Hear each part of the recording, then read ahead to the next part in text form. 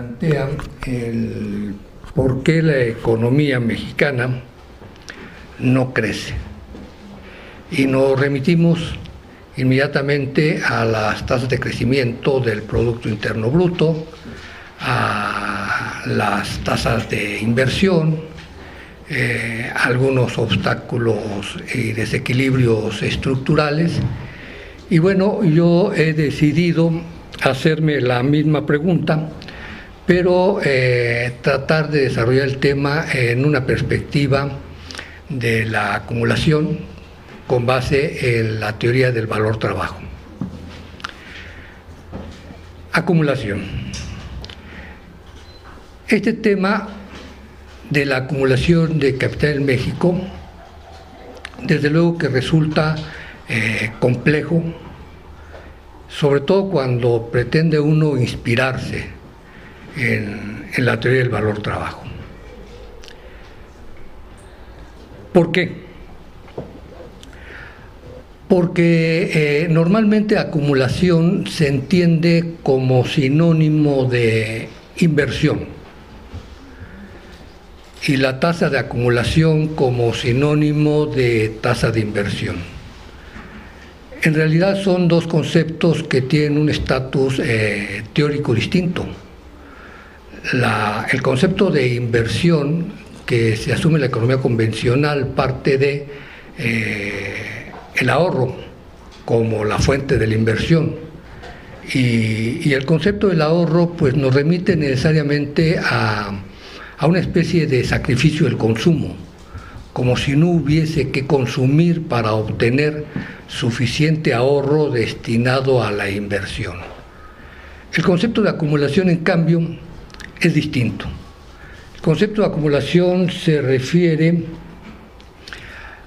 no a un ahorro, no es un sacrificio del consumo, al contrario, el concepto de acumulación es necesariamente y supone un proceso de producción de riqueza que desde luego se apropian los que poseen los medios de producción de valor, producción de plusvalor, y una vez convertido este plusvalor a través de la realización en ganancia, la conversión de esta ganancia en nuevo capital. El nuevo capital que desde luego es capital constante y capital variable en determinadas proporciones según sea el paradigma tecnológico o visto desde la perspectiva de la teoría del valor trabajo según sea el desarrollo de las fuerzas productivas. Si hablamos de proceso, entonces el proceso de acumulación de capital implica necesariamente la producción de plusvalor, la realización de este y su conversión. Solamente así, implicando lo que en la teoría del valor trabajo es la unidad de la producción, circulación, cobra sentido el proceso de acumulación y la serie de parámetros que supone. Cuando hablamos entonces de qué factores obstaculizan la acumulación y el crecimiento de la economía, se pueden sostener tres hipótesis. Puede ser que actualmente el nivel y el comportamiento de la tasa de ganancia no permitan esta conversión de la ganancia en capital adicional y por tanto en la ampliación de la planta productiva, su renovación con nuevos marcos tecnológicos y el crecimiento. Desde luego que cuando hay acumulación hay renovación, ampliación de la planta productiva y se genera crecimiento, se genera también empleo. Pero estamos hablando de empleo productivo, de empleo que genera valor y plusvalor, de trabajo productivo en el concepto de Marx. Y necesariamente es producción de riqueza. Lo que ocurre entonces es de que en la economía mexicana en alguna parte del proceso se ha detenido o ha sido insuficiente las tasas de acumulación para generar riqueza. Otro factor que puede explicar las bajas tasas de acumulación y las bajas tasas de crecimiento de la economía serían los desequilibrios, poniéndolo entre comillas, que se heredan del proceso de industrialización o el proceso de acumulación de capital basado en la sustitución de importaciones, que todavía están frenando la creación de riqueza y de crecimiento. Finalmente, una tercera hipótesis sería de que aún estos desequilibrios, que poniéndolo entre comillas otra vez se heredan de la industrialización sustitutiva de importaciones, siguen presentes. La tendencia al endeudamiento, la tendencia al déficit de las finanzas públicas y las desarticulaciones productivas. Voy a desarrollar lo siguiente haciendo referencia, continuando con algunos parámetros del proceso de acumulación de capital. Posteriormente me referiré desde esa perspectiva teórica, las características de la industrialización sustitutiva de importaciones o la acumulación basada en la industrialización sustitutiva de importaciones. Normalmente yo me refiero a proceso de industrialización sustitutiva de importaciones y no al modelo de industrialización sustitutiva de importaciones. ¿Por qué? Porque este proceso fue construyéndose, desarrollándose a partir de ciertas condiciones dadas en la economía mundial y por ciertos factores internos que la definían y definían las políticas económicas que le dieron sustento. Posteriormente me referiré a algunos datos básicos sobre lo que es el endeudamiento, el comportamiento de las finanzas públicas, algunos aspectos y cómo están influyendo en las condiciones de la economía mexicana actual. Desde el punto de vista de la teoría del valor trabajo, los parámetros teóricos fundamentales del proceso de acumulación podríamos decir que son los siguientes. Uno de ellos es que la competencia funciona básicamente bien. Desde el punto de vista de la teoría de Marx, la competencia que fundamente la formación de precios no tiene obstáculos.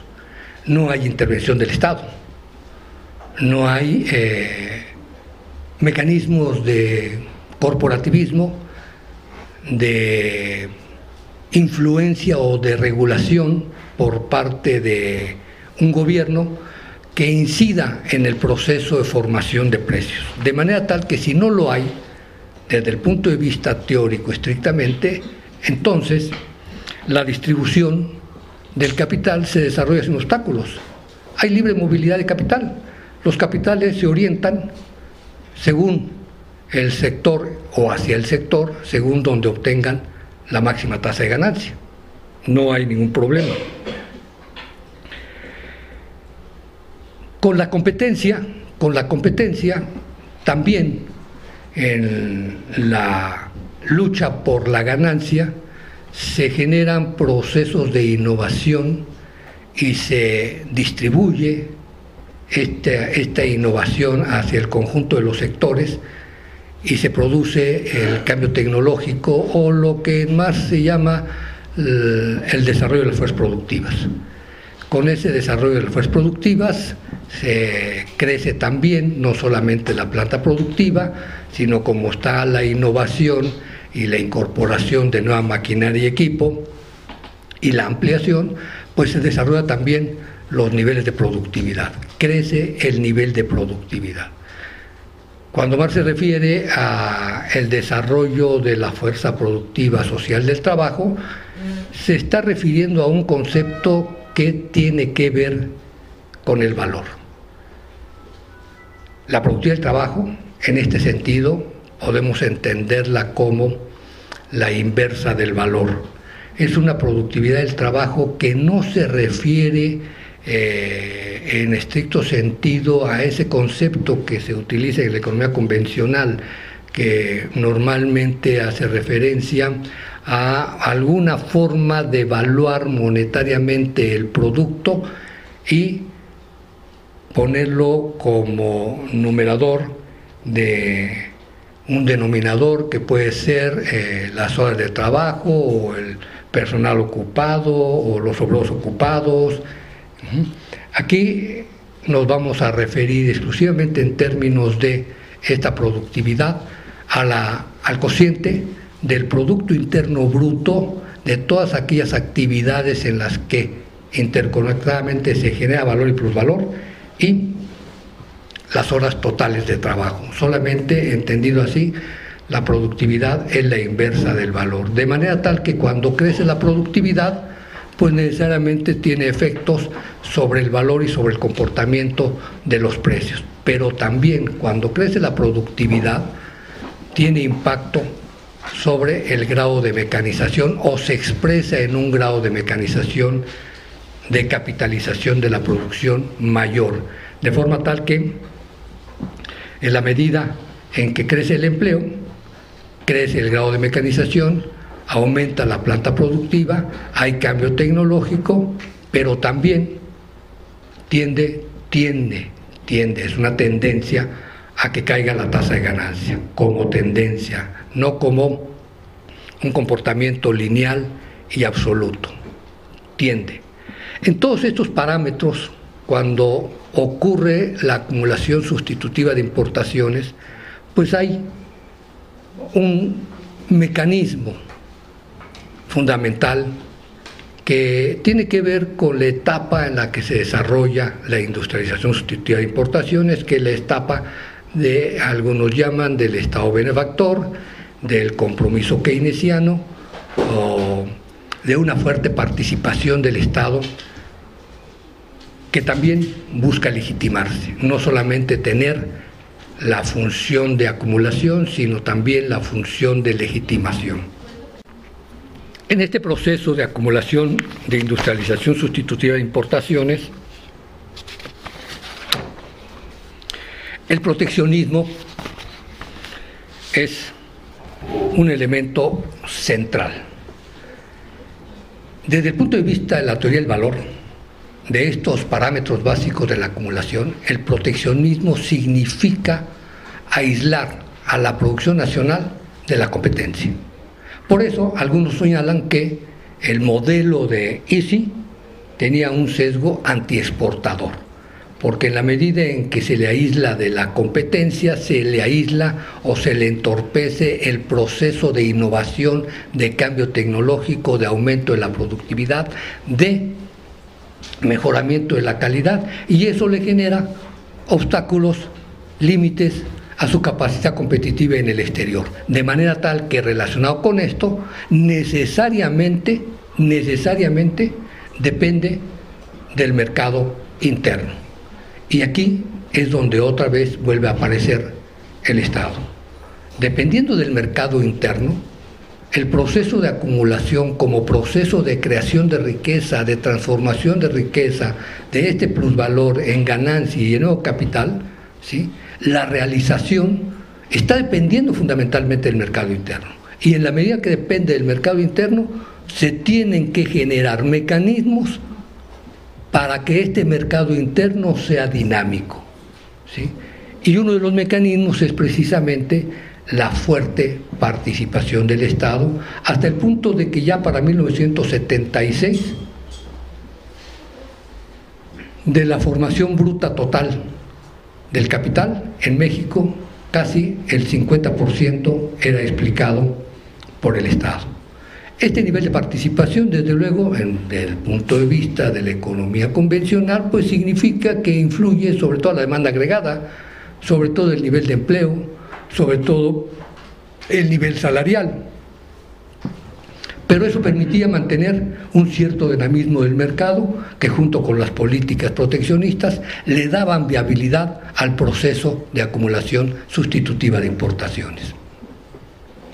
Si a eso le añadimos también que la participación del Estado significaba la generación de empleo, y significaba la generación de masas salariales para la realización del valor y del plusvalor, ¿sí? Pues el modelo, como le dicen algunos, estaba encerrado en sí mismo, pero tenía poca capacidad para expandirse y poca capacidad competitiva, y necesariamente generó varios desequilibrios y tendencias. ¿Cómo voy? ¿Me pasé? No, 5 minutos. 5, no me chingues. Bueno, en este proceso, desde luego que se generaron varios desequilibrios. Primero, la tendencia al endeudamiento, la tendencia al déficit fiscal.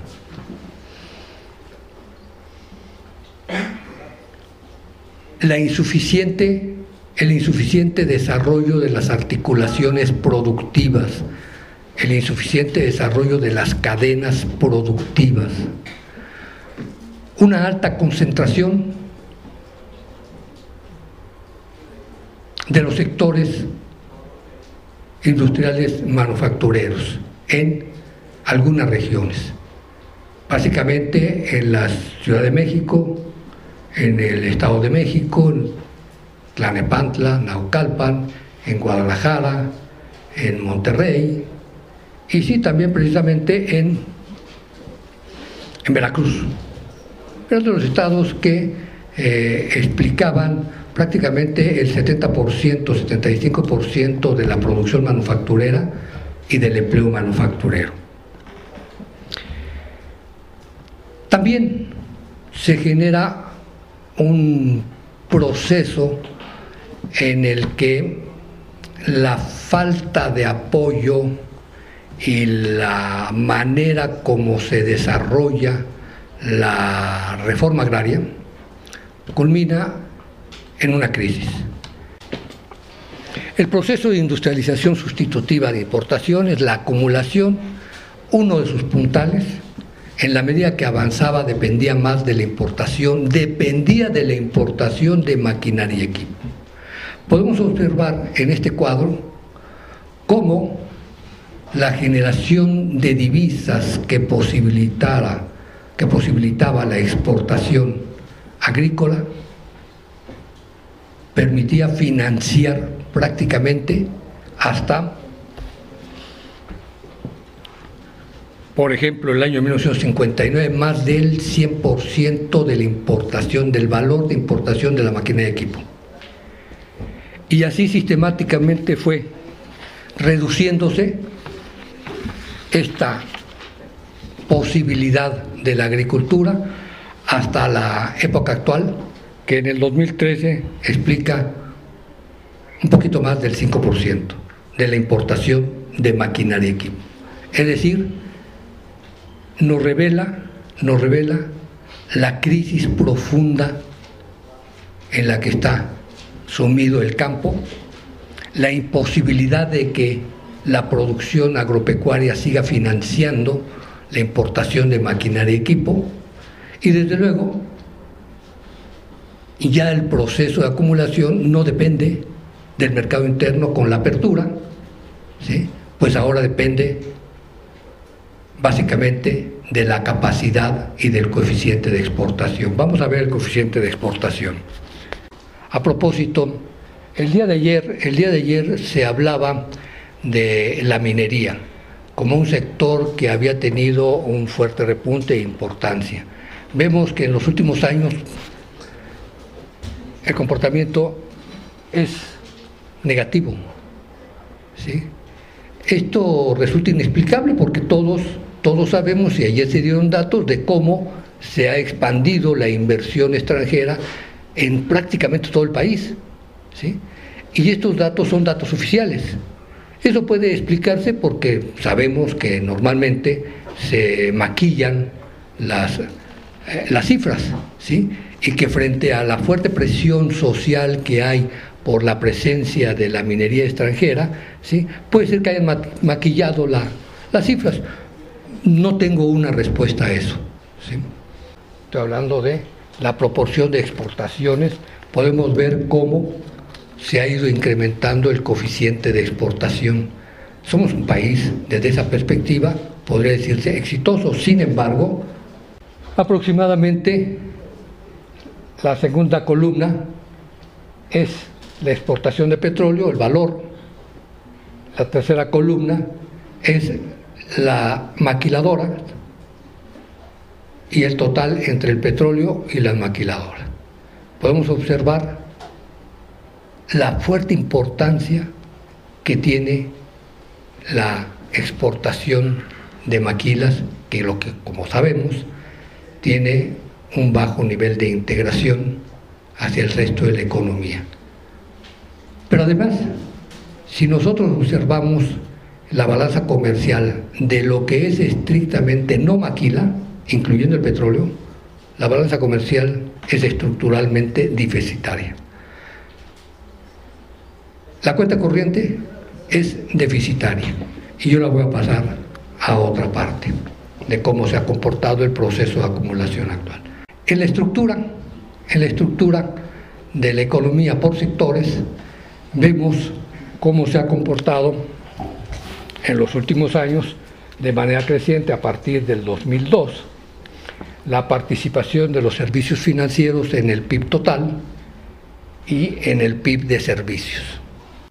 Analizando la balanza de pagos desde una perspectiva de flujos de ingresos y egresos, podemos observar el comportamiento de lo que son los egresos de divisas. Un fuerte proceso de endeudamiento está significando un pago por servicios factoriales y pago de pasivos que crece sistemáticamente. Es decir, esa tendencia al endeudamiento que aparece muy fuertemente desde los 70 se sigue presentando. Desde luego,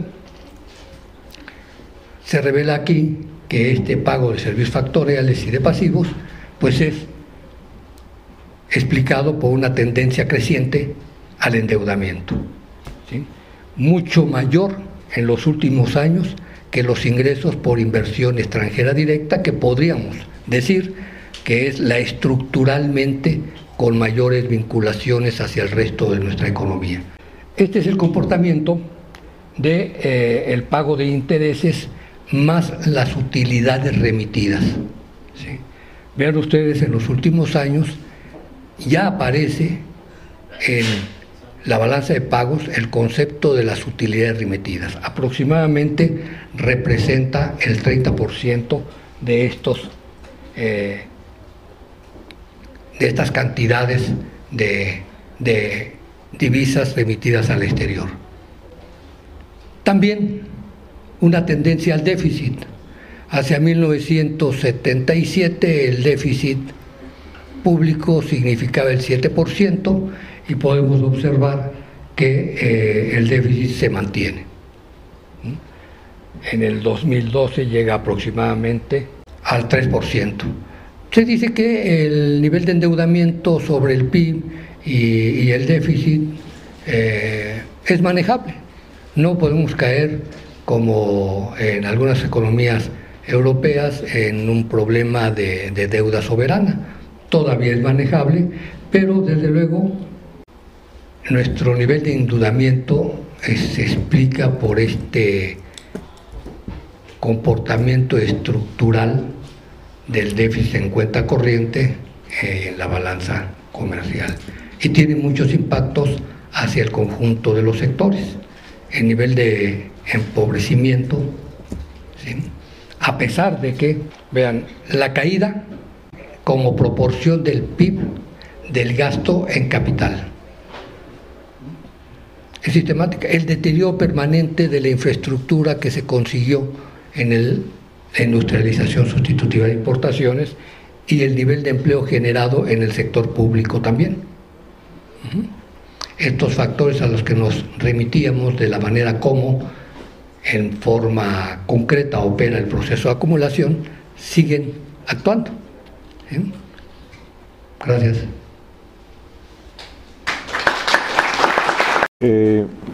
Bueno, quisiera comentar que este es un trabajo que está en proceso de elaboración. Estamos trabajando dos compañeros que están en Porto Alegre, Brasil, y yo, estoy en la Facultad de Economía de la UNAM. Y bueno, estamos tratando de estudiar lo que llamamos el patrón de cambio técnico regresivo en la etapa neoliberal. Y voy a presentar algunas de las cosas que hemos estado avanzando sobre esto, ¿no?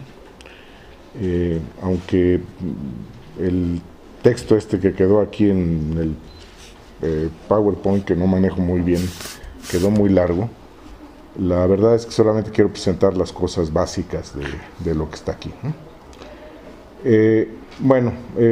Pensamos que el cambio técnico juega un papel central en las economías capitalistas desde el inicio del capitalismo, de su consolidación como el modo de producción dominante en la economía mundial. Hay trabajo de Smith, de Ricardo, de Marx sobre esto. Están ligándolo a la acumulación de capital, al problema de la destrucción del ingreso, a las cosas de crecimiento económico. Y pienso que ahora, en los últimos años, hay un renacimiento de todas estas ideas respecto al cambio técnico y cómo meterlo. Incluso creo que entre los autores marxistas hay una discusión interesante sobre todo esto, ¿no? En este caso hemos tomado la herramienta esta que se llaman las curvas de tasa de salario real, tasa de ganancia, para mostrar qué es lo que está pasando con el cambio técnico. En general vamos a tomar dos conceptos: el concepto de productividad del trabajo, que es básicamente la división del valor agregado o el producto neto, digamos, entre el número de trabajadores, y lo que llamamos la productividad del capital, que es, o que puede también denominarse la relación producto-capital, que es pues esto, la relación entre el producto y el acervo de capital con el que está operando la economía.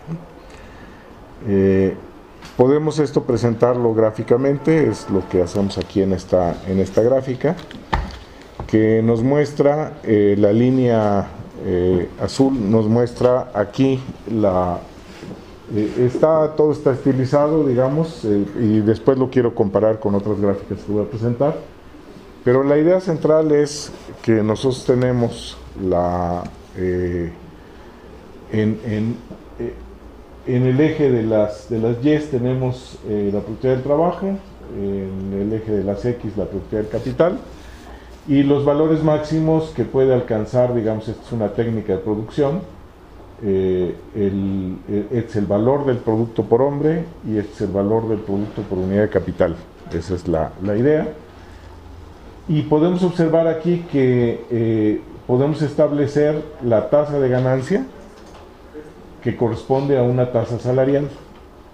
Esa es la idea, y esto podemos observar, digamos, que hay una relación de confrontación entre las dos clases, porque si los salarios aumentan, la tasa de ganancia disminuye. Entonces estamos ahí en una relación inversa entre la tasa salarial y la tasa de ganancia. De hecho, se puede observar eso claramente en esta ecuación del salario, ¿no? En el que si aumenta la tasa de ganancia, el salario va a disminuir en cualquiera de las dos versiones que tenemos aquí. Bueno, entonces son los dos conceptos fundamentales. Podemos mostrar que en realidad no son independientes uno del otro, como escribe Mohun en un artículo muy interesante del 2009. Y podemos también obtener las participaciones de la ganancia y el salario en el producto de la forma que está ahí. Estoy tratando de retomar estas ideas de Kurz, también de un artículo reciente, creo que desde el 2010, en el que señala que estas curvas, tasa de salario, tasa de ganancia, en realidad son un instrumento muy útil para trabajar el problema del cambio técnico, porque, bueno, dice él, estas curvas nos permiten reducir cadenas complejas de razonamiento sobre el tema, ilustran el problema de la elección de la técnica, que es un poco lo que quiero ver más adelante, discriminan entre innovación técnica e innovación económica, entre invención y innovación, perdón, y en este caso, que son los dos puntos que quisiera enfatizar, porque es para la parte empírica, nos permiten distinguir entre diferentes formas de cambio técnico y seguir el impacto de una forma dada de progreso técnico sobre las variables distributivas, ¿no? Entonces, eso sería lo que me enfaticiaría. Creo que este resumen de cursos es importante porque deja muy claro para qué puede servir.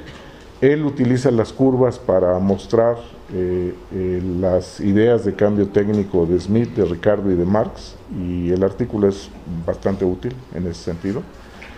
Entonces, a partir de esto y enfatizando los puntos 4 y 5, diríamos, las preguntas podrían ser: ¿qué valores asumen las dos productividades en un punto en el tiempo? O sea, ¿cuál es el nivel técnico en un punto?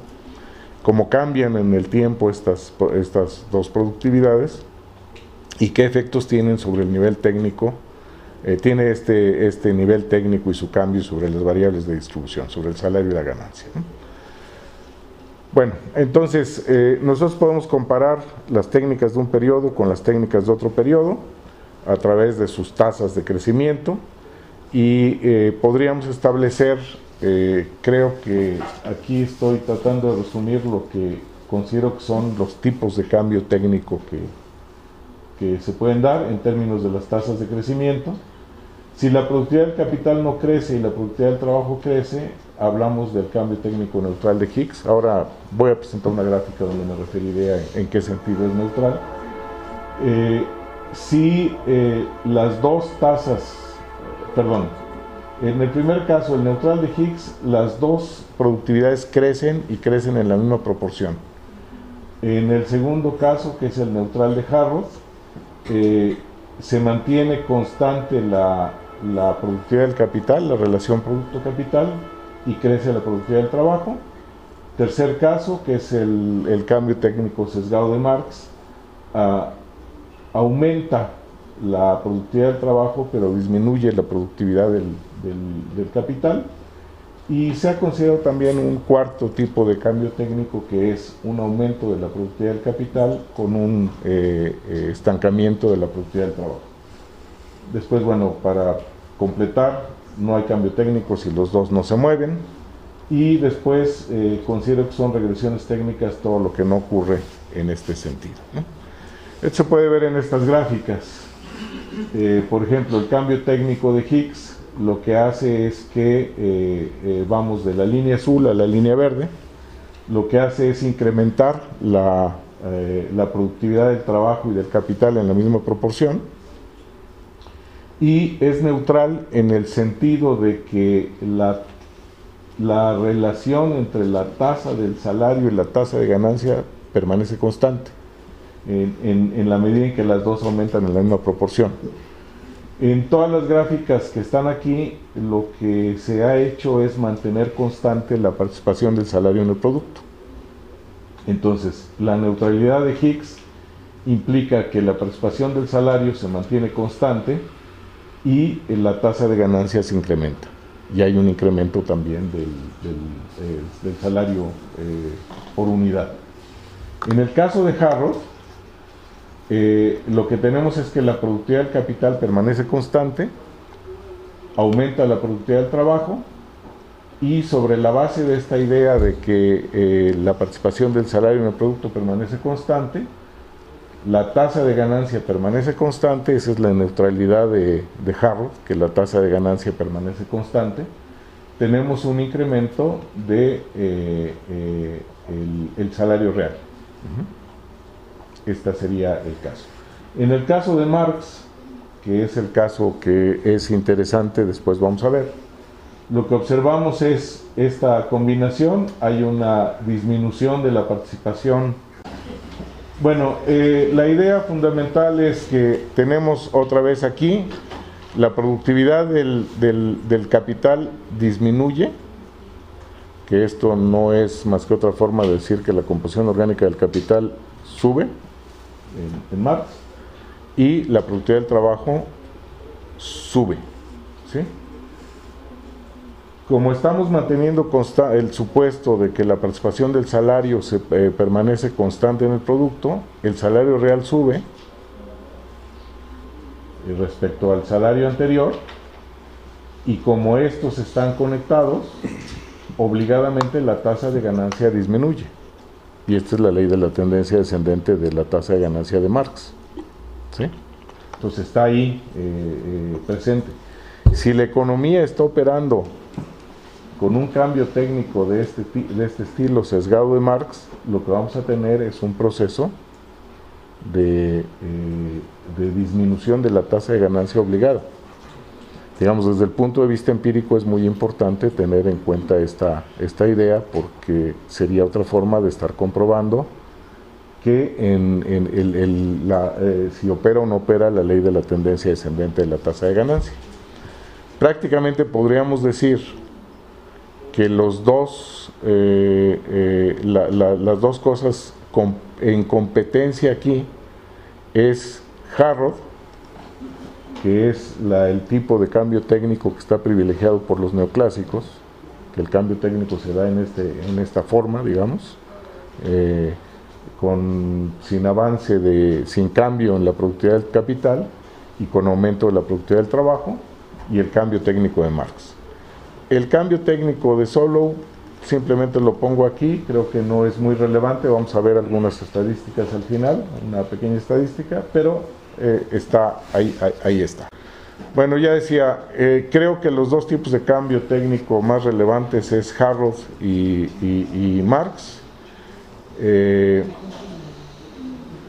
Tiene una implicación, hay toda una discusión teórica sobre esto. Por ejemplo, Kaldor sostiene que es uno de sus hechos estilizados, que la productividad del capital permanece constante, y en cambio en Marx pues tendríamos toda esta idea de que la ley de la tendencia descendente de la tasa de ganancia opera sobre la base de este incremento de la composición orgánica, o este correlato que estamos presentando aquí, que es la disminución de la productividad del capital.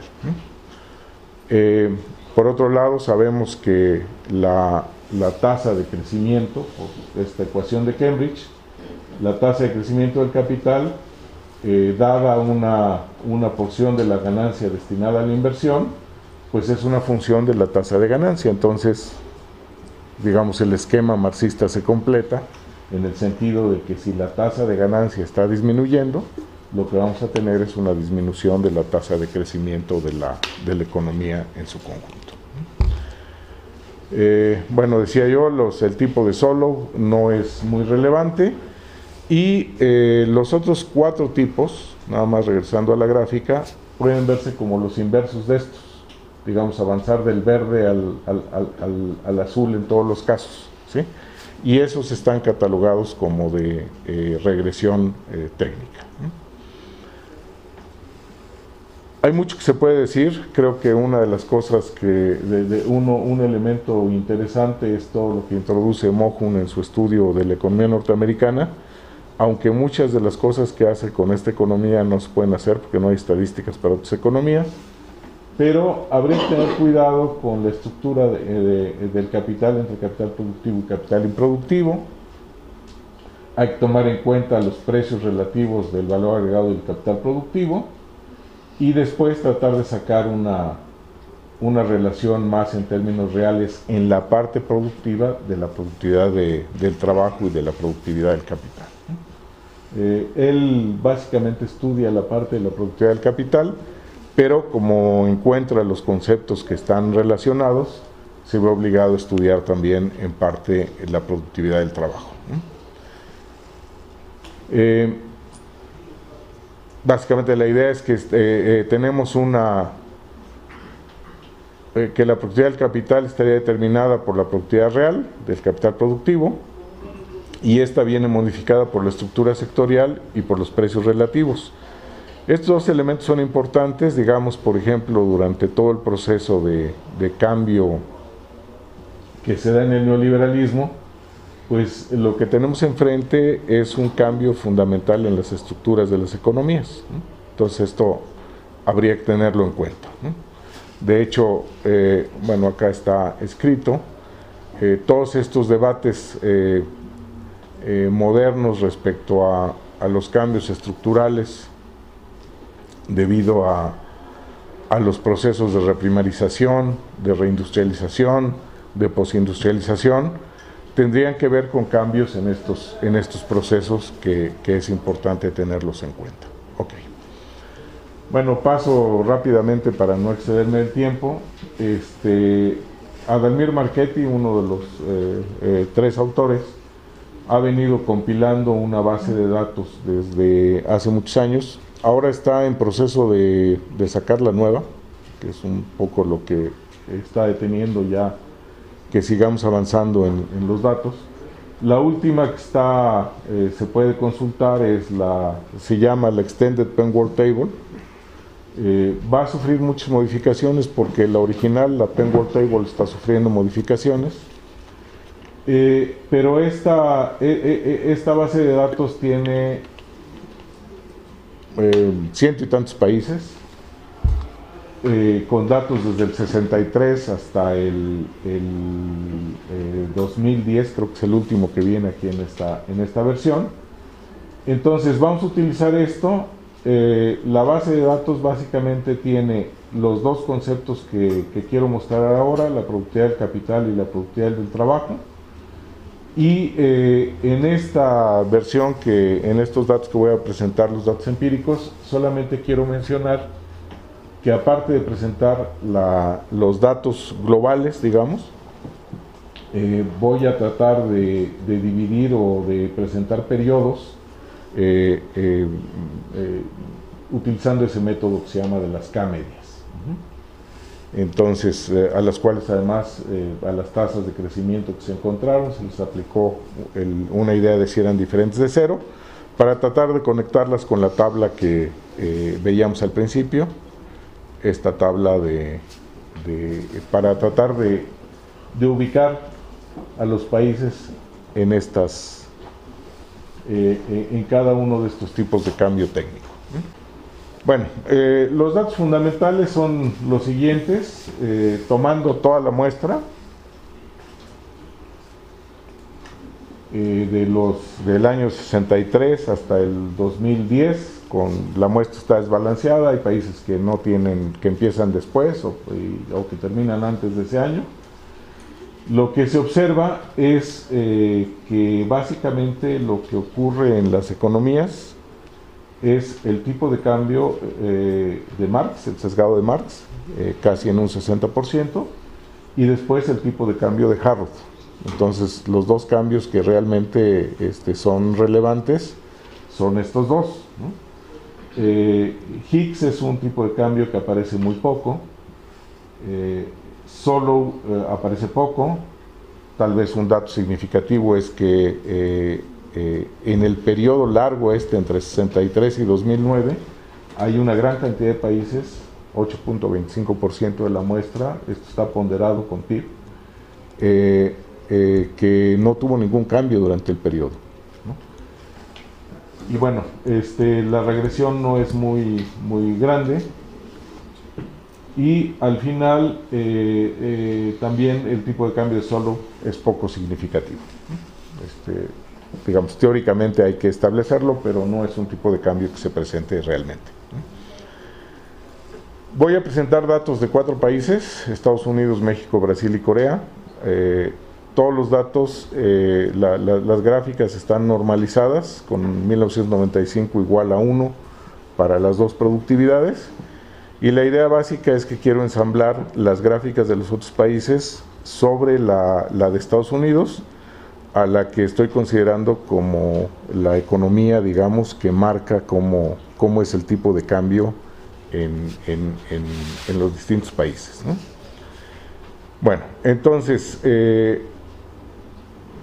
como resumen, en Estados Unidos y en Corea prevalece el cambio técnico sesgado de Marx, y en los subperiodos vamos a observar cambios entre uno y otro que ahora explico. Y en el caso de Brasil tenemos un tipo de cambio de Harrod en el periodo largo, mientras que en México, que tiene el peor desempeño de todos los datos que vamos a presentar, tenemos más bien tenemos un estancamiento técnico para el periodo. Voy a señalar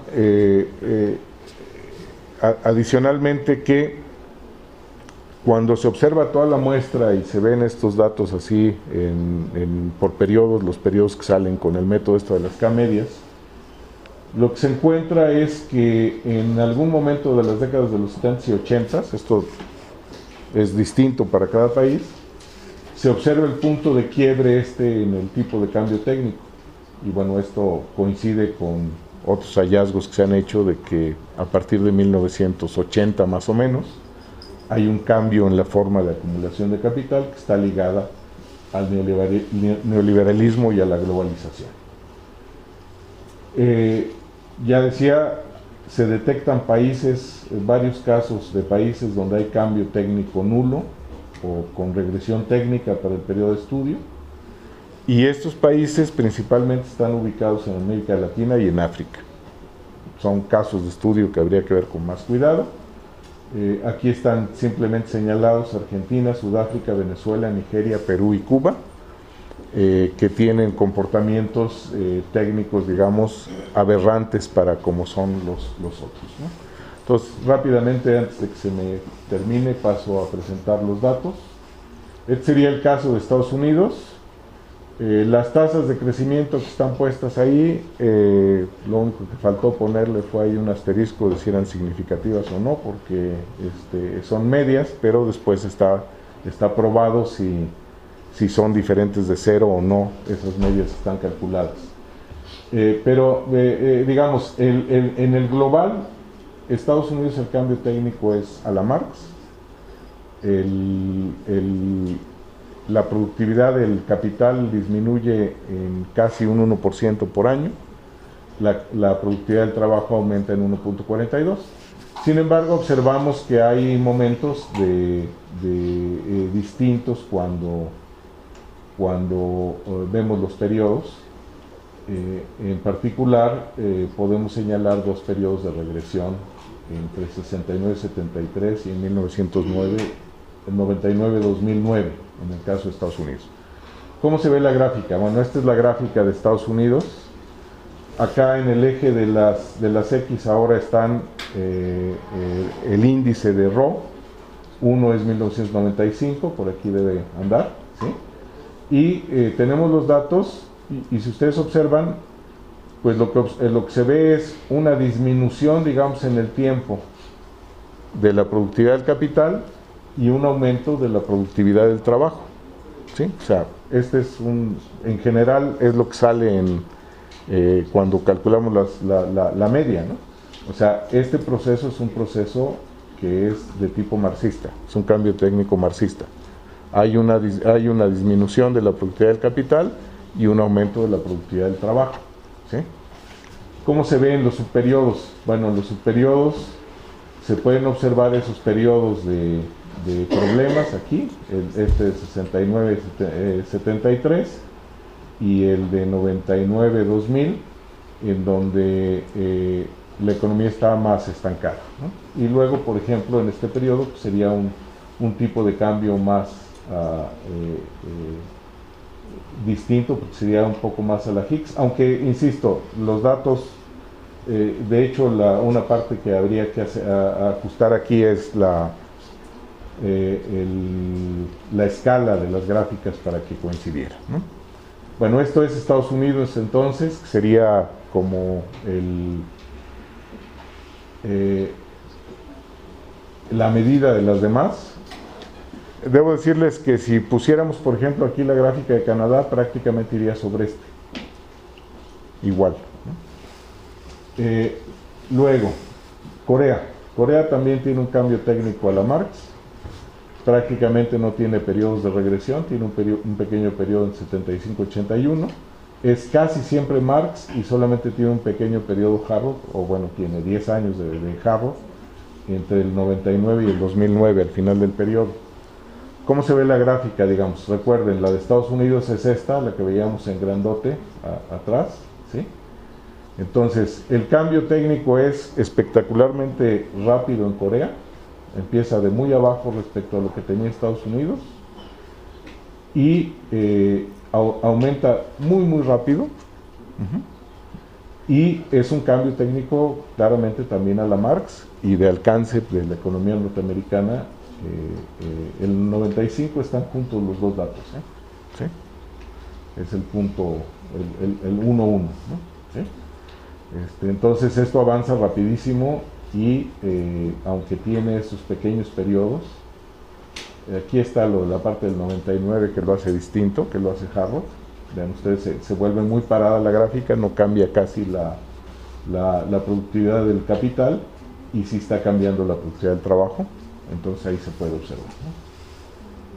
Estos son los subperiodos en Corea, que básicamente todos tendrían siendo a la Marx.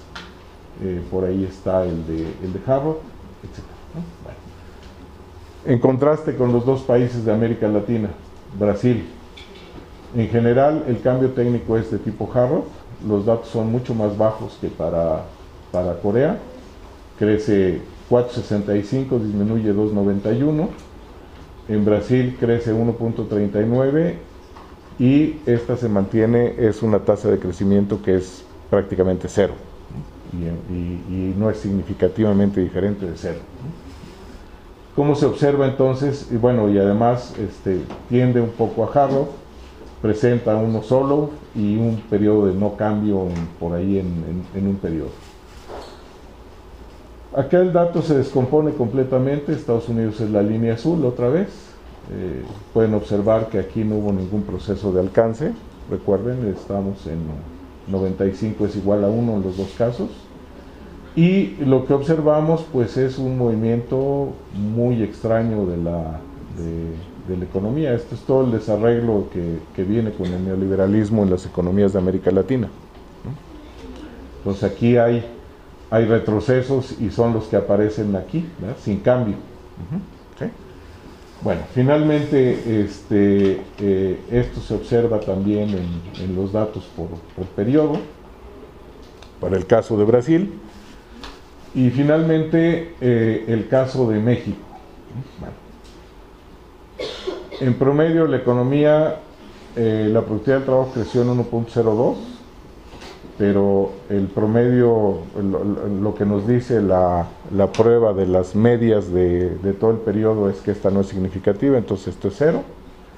Y nos dice que también disminuyó en promedio la productividad del capital, aunque tampoco es significativa, y esto nos da que el periodo 63-2009 prácticamente la economía mexicana operó sin cambio. Y para cada uno de los periodos resulta prácticamente lo mismo, según estas medidas, ¿no? Por cierto que hay otra medida utilizando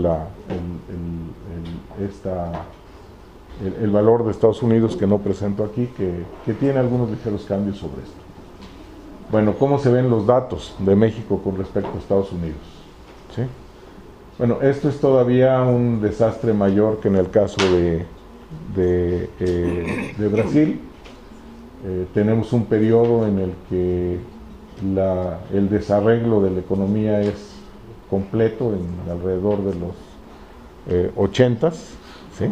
No se sabe por dónde va ni la productividad del trabajo ni la productividad del capital. Y bueno, el dato es que empezamos en 63 a este nivel y por ahí en el 2000, debe estar por acá, el 2009, bueno, vamos a verlo aquí. El 2009 termina en 1.2 y empezamos el 64 con más de 90, ¿no? O sea, prácticamente no se mueve la economía, ¿no? ¿Sí? Y los desarreglos pues se ven, acá se pueden observar un poquito más. La economía en general tiende a quedar estancada, ¿no? Bueno, entonces, para terminar, la idea es, de esto tenemos gráficas para todos los países que están en la muestra. Insisto, casi todos los países desarrollados tienden a comportarse como la de Estados Unidos y casi todos los países asiáticos tienden a comportarse como Corea. Dan una gráfica como esta, China, India, Taiwán, ¿no? Y muchos países de América Latina, Venezuela, Cuba, Argentina, tienden a comportarse un poco como México, ¿no? Entonces, ahí hay una división muy clara. Y los africanos también, ¿no? Entonces, bueno, pues esa era la idea de presentar estos datos, ¿no? Bien, buenos días a todos. Bueno, continuando con la mesa y haciendo algunas alusiones, las cuales me sumo con los dos expositores anteriores en el sentido de la búsqueda del capital por siempre incrementar su ganancia en relación a ese capital puesto en funcionamiento en los procesos de producción. Yo voy a participar en el orden de una reflexión con base en un proyecto de investigación que estoy iniciando en el área de sociedad de acumulación capitalista, que tiene prácticamente el mismo nombre de la ponencia, sobre los encadenamientos productivos, los encadenamientos globales de producción, ¿sí?, pero como un fundamento para fortalecer, para darle continuidad a los procesos también de valorización de capital, ¿no? Bien, entonces quiero partir con un par de cuestiones, supuestos, no supuestos, sino definiciones, en el sentido de que tanto la producción internacional como el comercio internacional actual, incluyendo la inversión, están siendo llevadas dentro de lo que se denomina las cadenas de valor global, es decir, encadenamientos de los procesos de producción que han tenido como necesidad tener que fragmentarse alrededor y a lo ancho de la economía mundial, ¿sí?, donde las diferentes regiones, países, localidades van adquiriendo no por propia decisión, sino por podemos decir, una injerencia superior de el capital transnacional, ciertos roles, ciertos papeles en los procesos de producción mundial. Bien, entonces, a manera de introducción, y como parte de una investigación más amplia que está relacionada con mi investigación de doctorado, es que el capitalismo contemporáneo tiene cierta caracterización actual, es decir, tomemos como punto de partida que el capitalismo actual es diferente, ¿sí?, a etapas anteriores en el siglo XX, pero tiene un fundamento que es idéntico, ¿sí?, desde que nació, es decir, buscar la forma de valorizarse eficientemente para sus propios términos. Y una de estas características contemporáneas es que la producción está siendo fragmentada, ¿sí? En la actualidad ya no hablamos de la producción o de las mercancías que se elaboran en tal o cual país, ¿sí?, hecho sino en la mayoría están siendo ensambladas ¿sí?, como resultado de una división de estas tareas, ¿sí?, una división internacional de tareas, donde cada región o un país va aportando, ¿sí?, una característica, una potencialidad o, dígase de una forma convencional, una ventaja comparativa.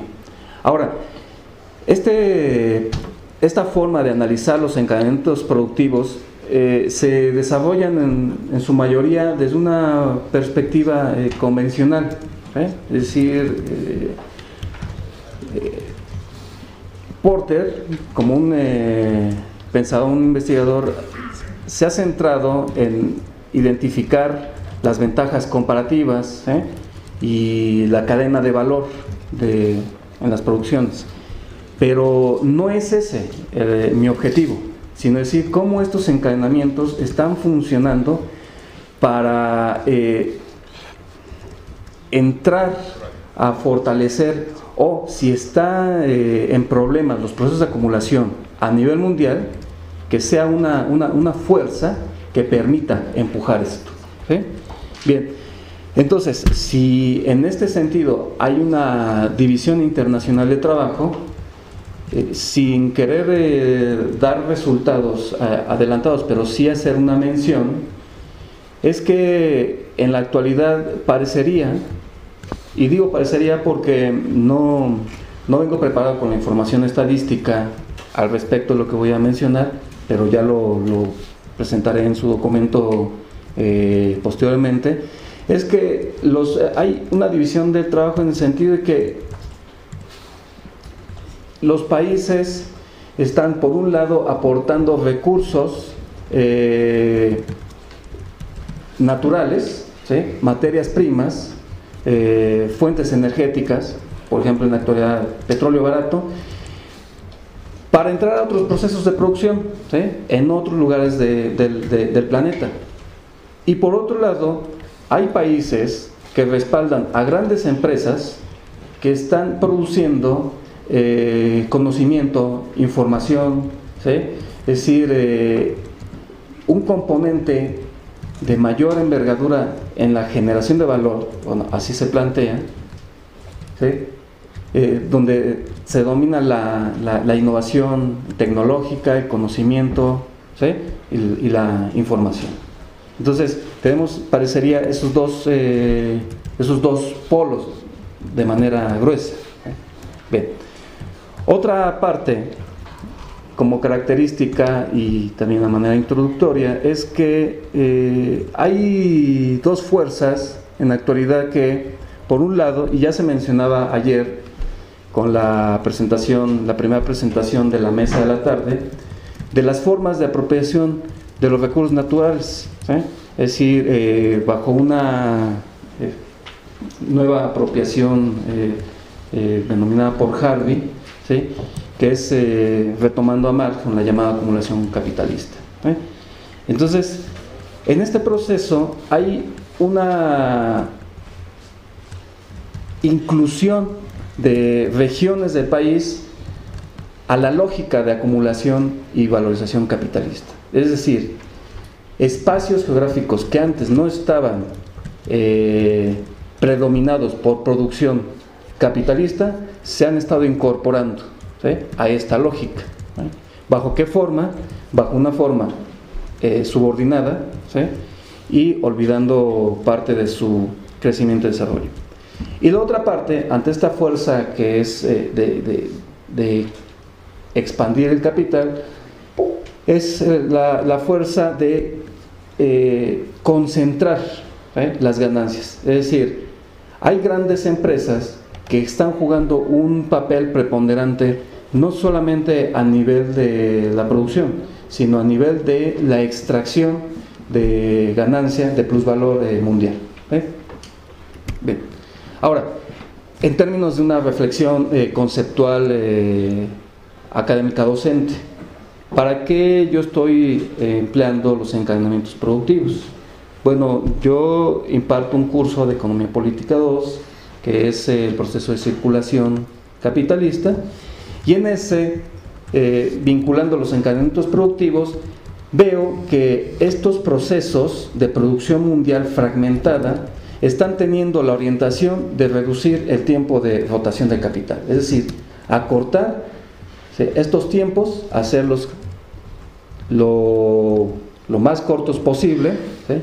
Para que empresas que tienen su búsqueda por ganancia local y mundial, ¿sí? Puedan apresurar ese proceso de valorización de capital. Bien. Entonces, con base también en una observación en otro seminario, que era una caracterización de países en desarrollo, hice mención a los encadenamientos productivos. Se me decía que no había que perder de vista el papel de la gran empresa, y efectivamente, porque el capitalismo contemporáneo no se trata solamente de que se produce en China o se produce en Estados Unidos, América Latina, Europa, África o el sureste asiático. sino que cómo las empresas se han movido alrededor del mundo para participar en los centros de producción y así extraer esas masas de plusvalor, es decir, de ganancia, y poder valorizarlo más eficientemente. Entonces, ante esta situación y ante esta observación, y sí que he tenido la búsqueda y he estado reflexionando en el asunto, es meterme al ranking de las 500 empresas más grandes del mundo que publica permanentemente la revista Fortune, y ver las magnitudes de los ingresos que tienen estas empresas. Por ejemplo, yo tomo las primeras 10 grandes empresas, quiénes son y dónde están ubicadas. Me doy cuenta que, bueno, hay la revista y quienes publican esto dan como resultado un crecimiento en la participación por parte de empresas chinas, en primer lugar, es decir, cada vez más empresas chinas, atendiendo a su especificidad, son empresas más grandes de acuerdo a los ingresos que obtienen anualmente. Y la otra es de que dentro de las primeras grandes empresas, las que se identifican son petroleras o energéticas. Bien, aquí hago, además de esto, una suma de todas ellas, no de manera ociosa, sino para poderla comparar. Es decir, para comparar cuánto ingreso está obteniendo estas empresas en su conjunto, estas 10 empresas, por ejemplo 2010 y 2014, lo que va de 2014 aproximadamente, y lo voy a comparar en relación al Producto Interno Bruto de primero a nivel mundial y ver cuál es la relación. Es decir, lo que hago es, para estos 2 años, aunque tengo que aclarar que para 2014 no cuento con la información del PIB debido a la base de datos que tomé, que es la de la UNTAD. No quise meter otra base de datos en un sentido de estimación, sino ver qué es lo que tiene, pero el dato sería aproximadamente el mismo. El PIB de 2013 entre los ingresos de estas empresas a 2014, lo que llevo. Entonces me llama mucho la atención de que efectivamente, como se llega a decir que hay empresas multinacionales que tienen una gran participación en el nivel de ingresos que perciben, de tal forma que sería comparable y superaría la producción de países, países individuales o hasta países en su conjunto. Les decía que no de manera ociosa hago en primera instancia estos ingresos respecto al PIB mundial, están cercanos al 5%. Luego tomo el conjunto de países en desarrollo que me ofrece la UNTAD como metodología, que incluye 4 grandes regiones del mundo y supera el 13%. Y de manera más notable, cuando me acerco y comparo estas 10 empresas a América Latina, es decir, tomar solamente los países en desarrollo de América Central, Caribe y Sudamérica, entonces es notable que tan solo estas 10 empresas con facilidad superan la mitad de su PIB, es decir, anualmente. Entonces, ¿para qué hago esto? Porque, bueno, ¿para qué? Para poder ir generando un vínculo y generar ese rastreo de las empresas, empresas y productos, para ver cómo se están dando esos encadenamientos productivos y cómo esas empresas están viendo este mecanismo como un mecanismo de fuerza para un proceso de acumulación capitalista y por lo tanto de rentabilidad. Esta es la cadena de valor que ofrece Porter, pero no le veo gran relevancia en este momento.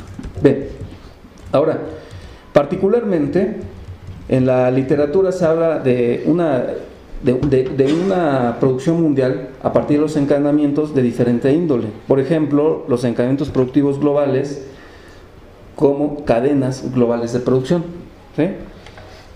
Y aquí hay dos tipos de cadenas globales de producción. Son unas que son dirigidas por el comprador y otras dirigidas por el productor, ¿sí?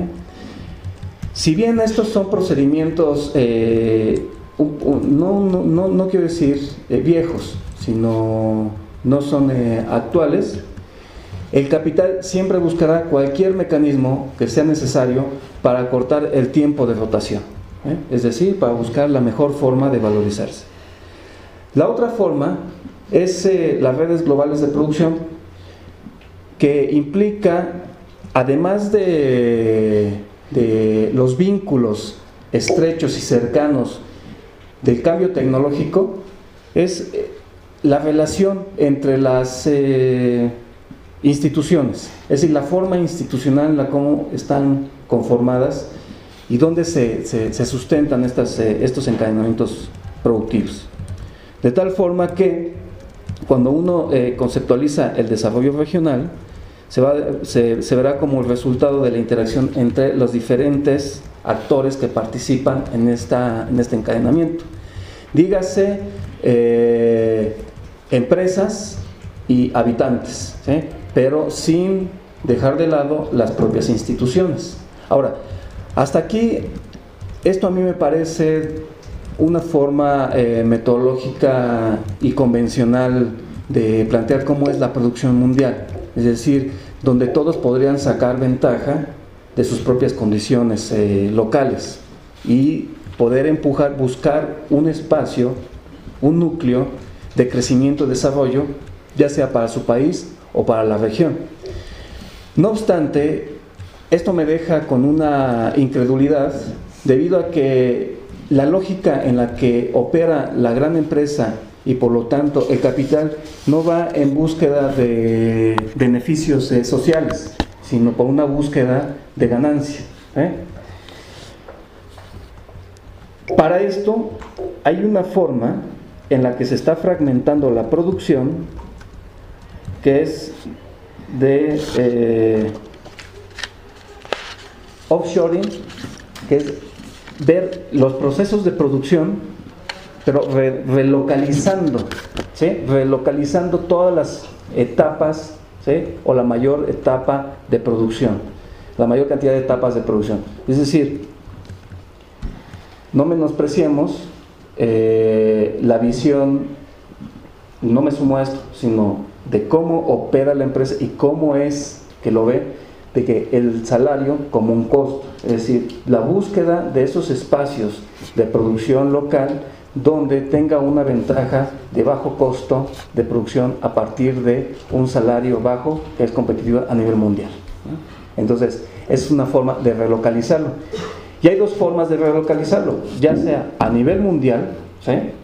Es decir, una empresa norteamericana que se ubique o que relocalice parte de su producción en la India o en China, o una empresa norteamericana, esa es la otra forma de offshoring que le llama nearshoring, digamos con México, es decir, de tal forma que podría estar contabilizando también sus costos, dentro de sus costos de producción, los costos de transporte, es decir, relocalizar la producción de tal forma que no se aleje lo más posible, movido por una tasa salarial baja, sino también por un bajo costo en sus medios de transporte, o las formas institucionales que ofrece la localidad. Es decir, me viene a la mente en este momento la forma en cómo ha venido operando en otros momentos en el pasado